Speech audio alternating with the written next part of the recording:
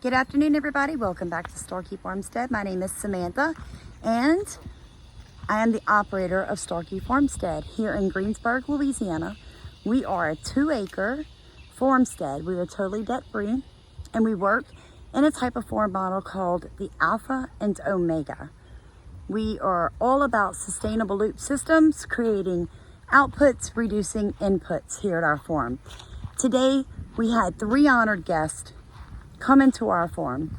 We had Mr. Matthew Denton from the USDA-NRCS Soil Health Division. He came, you'll see in the video. That's all I'm gonna say. We also had Miss Donna Isaacs, who works with Camp Field of Dreams. She is also a no-till farmer, and I kind of think of her as a personal friend. She is an expert in this, and really excited to introduce her to you. If you've not seen any of our no-till market garden videos, if you have, then you've heard me speak about Miss Donna, and you've seen her in some of my other videos. And we also had my father, Papa Sammy, from Papa Sammy and Alley Bugs YouTube channel. So we had 3 amazing experts, each in their own field, with all their wisdom and positive things to say about Starkey Farmstead today. And I just hope you guys watch to the end of this video. I want to prove to you, if seeing is believing, please hear me when I say this. What you're fixing to see in our soil here at Starkey Farmstead, in some areas, it's 5 months of correct soil management. In another area, it's about a year. That's not very long. But guys, the proof is in the pudding. I hope that you watch this video all the way through. I hope that you hear the positive things that they say about my soil and about the health of my soil, because you hear me say this in a lot of my videos. If you watch Papa Sing and Alley Bugs YouTube channel, you hear it, my dad say it too. Guys, it is all about the soil health, okay? When your soil is healthy, you're gonna see a reduction in pest and disease and problems in your gardens. So if you're seeing a lot of pests, if you're seeing a lot of unhealthy plants, if you're seeing a lot of disease on your plants, or you're just not getting the yield that you want, it's all stemming from your soil health. So I hope you watch this video. I hope that you like, comment, and subscribe. Guys, it's a big deal for Starkey Farmstead. We're located in St. Helena Parish, tucked away in the middle of Louisiana, with 22,000 people in my entire parish. We have 1 grocery store, and we got the most positive things said to us, the most uplifting things said to us. And I just want to ask you guys, please row in our boat. Let us row in yours. We can all do this. You do not need heavy machinery to farm. So I hope you glean some information from this, that you take something away from this video, and that it gives you hope and inspiration, that you have everything in your hand that you need to get started right now. So you guys have a blessed day. Like I said, please comment, please like, please subscribe, and please share our videos.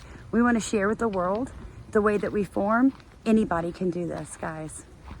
Anybody can do this.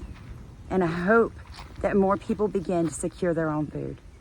Thank you for watching. This is going to be part 1 of the USDA-NRCS farm tour of Starkey Farmstead on soil health.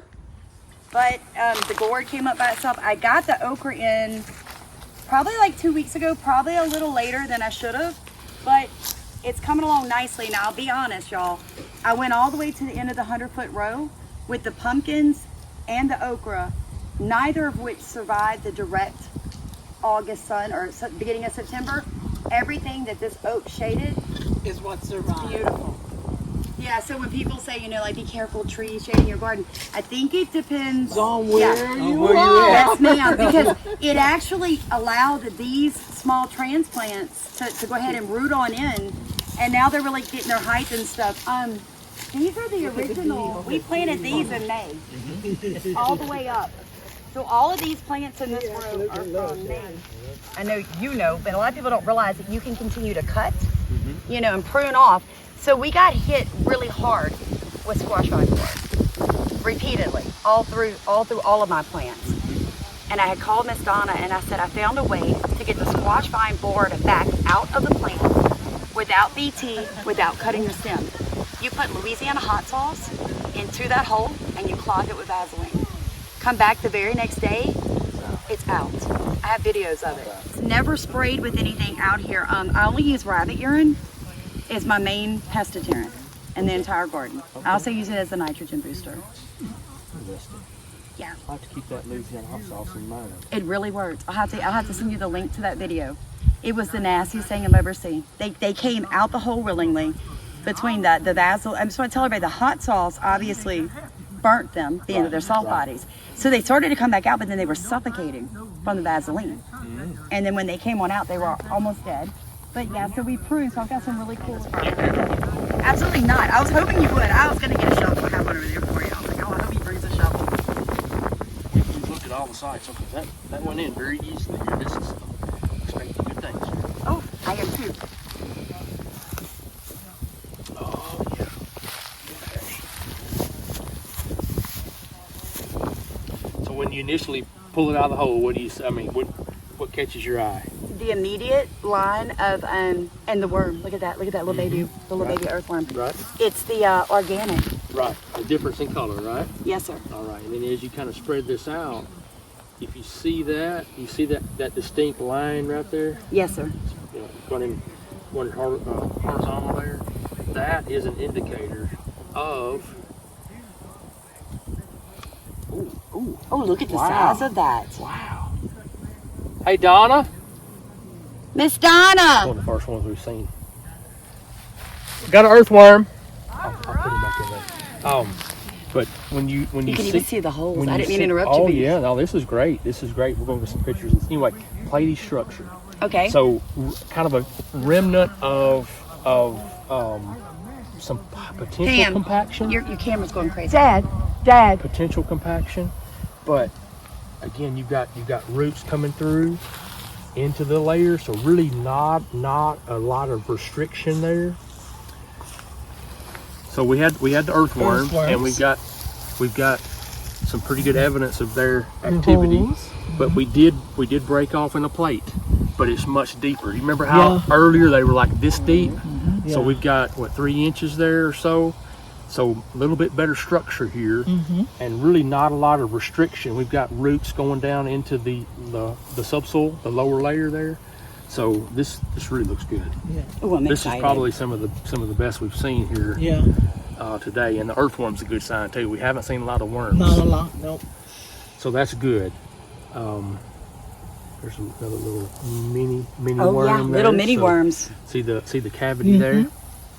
So they'll bring residue and material down into the into ground and then make I'm that excited. more fertile. Yeah, that's really good. This really looks good color-wise. A lot of activity. There's another worm there. Good macro pores, good color. Smells good, well drained. I would expect this site to be well drained. It drains to the pond. It drains, and we actually had a lady here that came to tour to help me write a grant. And when she watched, it was storming. She was watching the water pour off the end of that pond, and she said, Samantha, it's crystal clear. I've never seen water come through a garden of this size and it be clear. Got a casting Oh, of look, a worm look, there. nice. So this is castings here. See Oh, how much darker that absolutely. is? Yes, sir. So that's worm poop. So that'll be many more times fertile than the soil around it. Oh, yeah. So that's you want. That gets me excited. You want to see that. Yeah, I do. It's Mother Nature working another Now, cavity Mr. there. Denton, I can tell you this angle, you see where the comfrey is right there? Okay, so this, all the way to these plants behind me, was an area about a year and a half ago before Miss Donna wrote this amazing program grant. I attempted to no-till by myself, and this was it was 30 foot wide and about 45 foot long. And this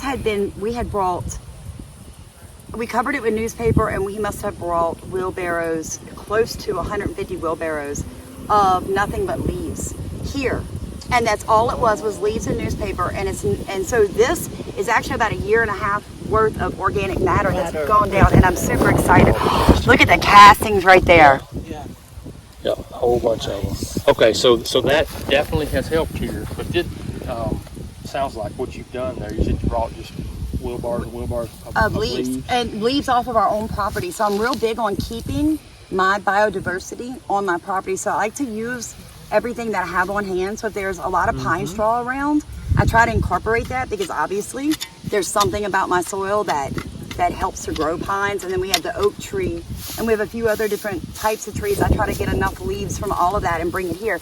Now that was the original, and you can even tell when you look at the pepper plants, it's on the back edge of that original small no-till. Okay. When you get to these edges right here and the green starts, that where the color changes, this is where my garden really struggled. Was the outer corners further out. So that was, we were in the good zone. We were in the good zone. I would assume a little hole, pop it in. I weigh the same now as I did over there. Yes, sir. And you see, The difference. Wow. I can't. Yeah, it's over there, compacted. when I it- knew. When it went in much easier. So just from here to there, Just that little bit. So there's that- an initial difference. That's why I said over there I'm expecting good things, right? Right. I'm not expecting as good of things here. He's like, don't get excited. Is this- I'm the- Don't Is this the clay dirt? The old All clay of it dirt? is. Do you know this used to be just all clay? Yeah, this Okay. is all it is hard packed So clay. let's see what we got here. That's, Oh, there you go. there's that clay. Clay. So Yeah. just from the shovel tug there. All right, so immediate, what do you see here? I see Instantly. it right here, a layer and a layer. So Okay. I see a compacted zone. So if I'm correct, this makes like a dead pan, right? So the water gets stuck on top, and then it basically goes anaerobic. Is that the word for it? It very well could, yes. But this definitely. Because look at the this- plants, how stunted. The coloring on Exactly. them. So they're not getting the nutrients somehow. That's a good indicator there. So this soil material here is not going to be nearly as productive as what we looked at there, but there is hope. Look at this. So we've got this darker color material here and kind of the color change as we move down. So Mother Nature is going to help you out here all year. If you feed it, keep a good cover crop on it, and keep that food source there. Your microbes are going to go to work for you. Yeah, because I can't believe I have roots through that. You've got roots there now. I'm super excited about They're that. gonna, that's gonna impact bigger. It's Right. not going to be as robust of a plant here as it is over there because we've got a little bit better soil. But we can make this look closer or perform similarly to that. See, we got earthworm. Oh, we do. Look you at see that. Do you see the difference? So my soil's an Look active. at the Yeah. color. Look at the color change. And Yeah. it's a good size they're one. bringing- It's going from here. They're all- bringing the organic material down into this subsoil that's not as inherently It sure productive. is, You got look. another grub right here. So you got an earthworm, and I just call that a grub. But both of those, if you notice, that color is better. That's It's it. creating pores. So the water can infiltrate. So this is what you want to encourage, more of this, Okay. by keeping it covered, keeping something growing, and not tilling. Okay. So you're on the right track. Really looks good. Just want to break this open here to see if I can see anything else. But that definitely, where that earthworm is traveling, It sure it's is. leaving those That was castings. a beautiful And it's example. changed. That's a great. Did you get a photo of that? I did. Oh, Oh, a you video. did. Okay, you got a video. Well, That's I a need you really to good back out video. a little bit Yeah, with just the look camera. at that. Look here, I can Donna. get in. Look at that pore. Look at the color difference down through. It literally drug it. It drug all that and organic it's, matter and it's depositing its castings as it's moving through. as it's moving through. You see that? Did you get a photo of that? Different color. Let me. Shadow there. That is impressive. That's what you want to see. So just imagine if you had 10 times that amount of activity, what your I'm soul gonna would get look like. it. That's my She's goal. gonna I'm get it. You're going to get there. It's like, it's almost It's- like charcoal it's- gray. It's changing it for you. Yeah, it is. You don't need tillage. No. You don't need to incorporate that. They're doing it for you. Excellent. even with some limitations Right. with the soils, the Mother Nature is going to fix it for you. Just give them some time. Look at that. That's exciting. I am If that excited. stuff excites you, this should excite Right, you. it does because I love worm. wait till you see when I want to take you guys before y'all leave and show you our worm bin. We do a big bin of castings here at all times. We run them year round. Yeah, that is exciting, and you can tell how much Stephen and I were looking like the organic matter that we put out here in May. has rotted down so much. And we are super excited. Now, obviously, we got this in a little bit later, and it was covered, and I wanted to keep it that way, but I'm going to do garlic where the white is. I'm going to go ahead and let my garlic sit there because I'm working into it. And then I'm going to do a couple of rows of cabbage and broccoli to get them in, and that'll be going into the fall, mustard greens and that kind of stuff. And then we've got cantaloupe planted up this third row right here. They're still babies, but they're rows of tomatoes, and they were absolutely phenomenal.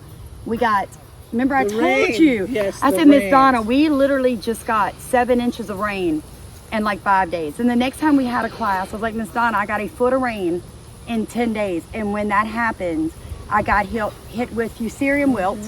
Then it started at the roots. I had to pull those up, burn them.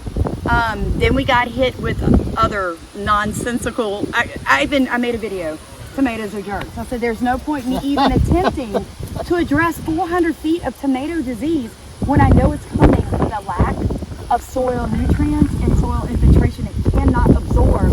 Because I knew underneath this was just red clay. We knew it. I mean, you can see it on the edges of the garden when you pull it where you park. It's just hard pan red clay. But obviously, it's growing.